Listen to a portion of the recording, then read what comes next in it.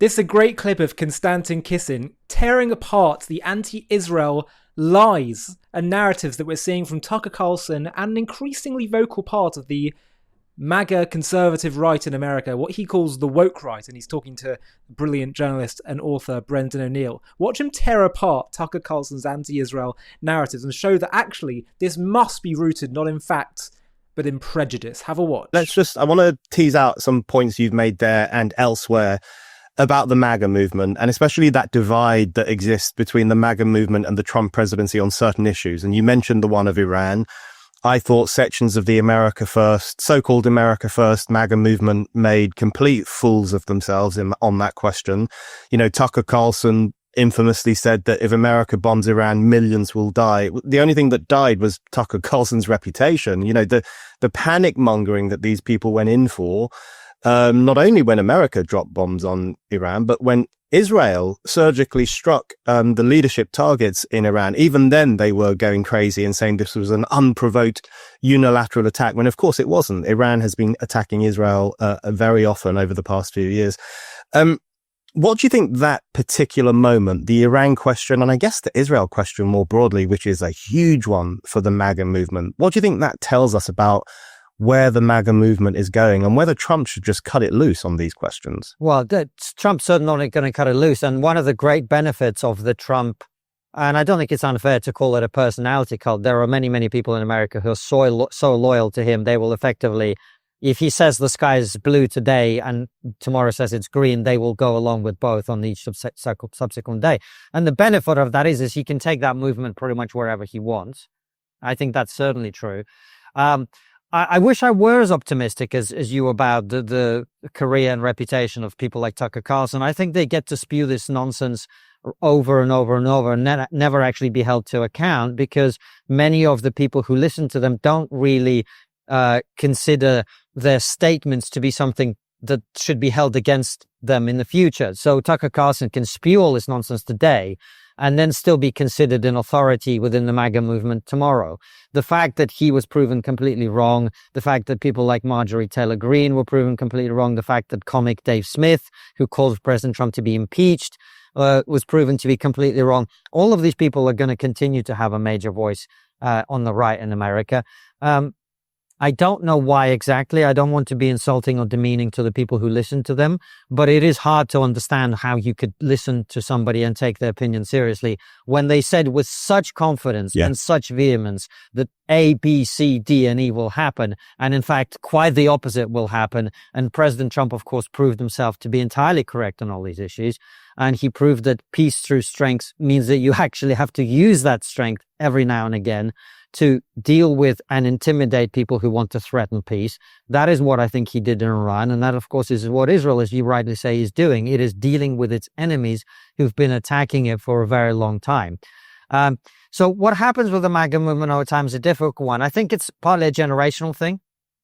Americans who are sort of 35, 40 and older are instinctively very pro-Israel. I think there is a section of the American youth on the left and right who is instinctively very anti-Israel for very different reasons. Of course, as I don't need to tell you, the woke left is very anti-Israel on the basis that strength is bad. And therefore Israel defending itself robustly is bad. And of course, we shouldn't generalize. There are also a lot of people who just are confronted for the first time by the reality of war recorded in high definition on their smartphones that is being fed to them 24/7. And they perhaps lack the historical context and all sorts of other context to be able to contextualize it and to understand that, yes, war is bad, but then the question you have to ask is who is responsible for the fact that this is happening, which is, of course, Hamas. On the right, there is this conspiratorial fringe that has been looking for somebody to blame for all the ills of America for a very long time. And they've been dancing around. I wrote an article a long time ago called Tucker Carlson and the Woke Right, in which I talked about the fact that the woke right at that point hadn't quite understood or coalesced around a single point of blame. They kept talking about globalists and all of these other things, but they couldn't quite pin it down. What happened with the war in Israel is it gave a lot of the latent anti-Semitism that was already rife within that movement a focal point. And now, of course, everything is the Jews' fault, which is where it's ended up. So there is this, and for now, they're still using Israel. Eventually, I suspect they will simply convert that into just Jews, which a lot of them are already doing. Which is to say that, the reason that we have mass illegal immigration, the reason that the economy has been not as successful as we want it to be, the reason that this, the reason that the reason all of these things are happening are because of Israel, i.e. because of the Jews. And it gives a very stupid people a very easy way of understanding, as they think, very complicated geopolitical issues, very complicated domestic issues, very complicated issues of every kind. And it's interesting, of course, that they will focus on Israel while observing their biggest and most important city being taken over by a radical left-wing insane socialist like Zoran Mamdani, which is fascinating to me, that while that is happening in the most Jewish city in America, they're still obsessed about the Jews. It just tells you about the sort of prevalence and the strength of this ridiculous sentiment. He just puts it so well, doesn't he? He's so articulate, he's so effective at puncturing the arguments of the other side. The Jews control things. What's happening with Mamdani in New York, with the most populated Jewish city outside of Israel? And if you think about it, because I made a video that was really, really popular on Instagram recently. It was a clip of me speaking in a school where they were asking me, is anti-Zionism anti-Semitism? And I basically said, so you want to tell me that for the last 3,000 years, the Jews have faced a unique kind of hatred that's been exterminationist, uniquely exterminationist in nature, saying that they're literally questioning the Jewish people's right to exist. And now it happens to be that out of all the countries in the world, there's just one country whose existence is questioned, and that's nothing to do with anti-Semitism. So I apply that same logic to what we're seeing today, increasing on the woke right. They say AIPAC are controlling things, and look how the Zionists control things. Well, that was literally the age-old trope about the Jews. The Jews control it all. Actually, it goes all the way back to Pharaoh. Open a Bible, open the beginning of the book of Exodus. Pharaoh says these Jews are going to control everything, therefore we have to oppress them. Then secondly, the blood libel. In the past, Jews were accused of baking matzah with the blood of Christian babies that they'd kill, and blood libels go back centuries. And today they make you the same accusations. We hear Dave Smith and others, Israel targeting children and babies. You really want to tell me that all this language about Zionist control and targeting babies, when it's so obviously nonsense, by the way, as Konstantin points out. I mean, if Israel's controlling the world, we're doing a great job with PR, aren't we? And controlling all the media. Konstantin is just very effective at highlighting the logical and moral flaws in the anti-Israel side. And I really respect the fact that he has the courage to stand up and say this. It's someone that he doesn't always put his head above the parapet on issues. He tries to be a bit more of like a, interviewer rather than interviewee. And the fact that he's standing up now is really powerful.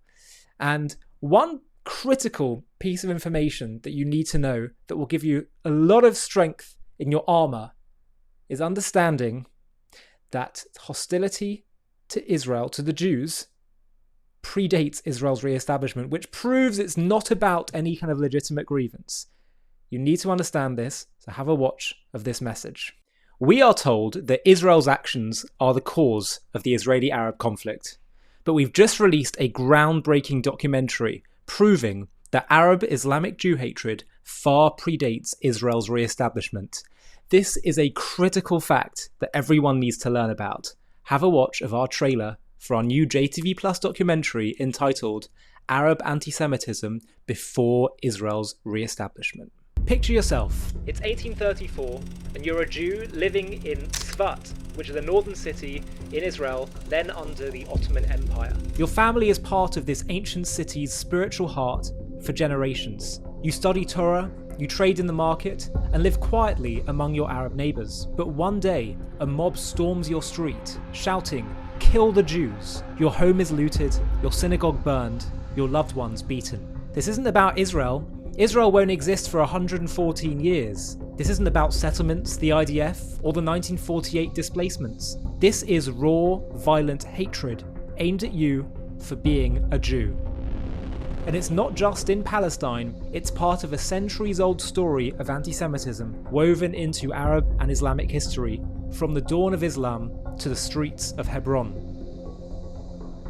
The claim that this conflict began with Israel's creation, the Nakba, or modern policies, is a farce, a distortion that collapses under history's magnifying glass. Welcome to JTV Plus. I'm Ollie Annersfeld, and today we're uncovering a history too often buried, the relentless anti-Semitism among Arabs in Palestine before 1948, rooted in a broader Arab and Muslim hostility that began with Islam's inception in the 7th century.